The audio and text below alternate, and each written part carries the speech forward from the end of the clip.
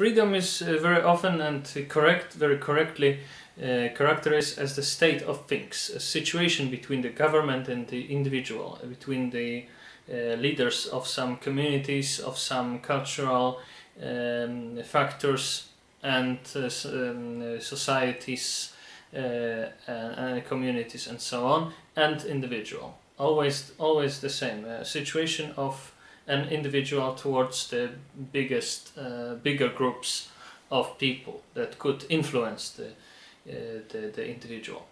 And the relation of this individual with all those groups with government should be, as far as it's possible, not compulsory, but they should depend mostly in the biggest part on the will and the willingness of that individual to be involved. It shouldn't be compulsory. It is impossible for us liberals, I include myself, including me, because I also think about myself as liberal. We don't think that it's possible to characterize liberty as feeling that I feel free. What does it mean? It doesn't mean anything. You can feel free because you are it's something wrong with you and your with your attention and your thinking and your reasoning. You can feel free in the most horrid and abject tyranny and despotism. It's possible. You can feel free as a Muslim wife, which has totally nothing to say in the house, but knows nothing about the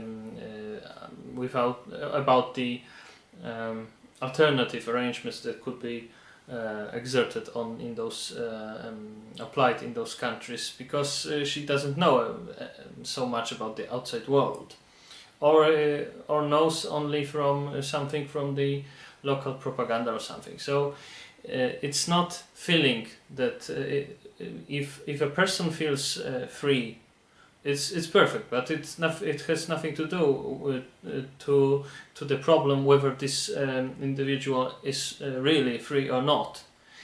For instance, there are also different kinds of freedom, and the liberal kind of freedom, the possibility of acting within the frames of the law and in respect of the law of the others and the human rights of the other persons, this liberal version of liberty must have had to compete with other types of freedom. For instance, this philosophical freedom that was elaborated by the Greek philosophers in ancient times. The ancient philosophers usually defined freedom as the ability to control your own emotions, because the people who is uncontrollably emotional cannot be regarded as free. Okay, but it's not the most important freedom we can define.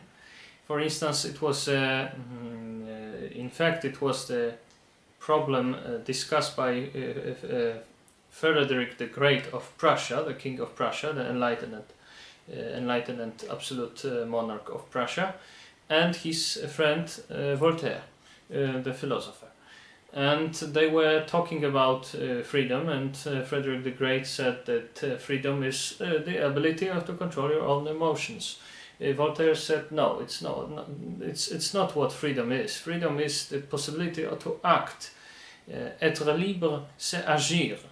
To be free, it's to be able to act, to action. So to be free is the real state. It's not a feeling. It's not something subjective. It's objective. It should be objective. So it's the situation. It's the recipe. How to prepare a government which is really pro-liberty and pro-freedom.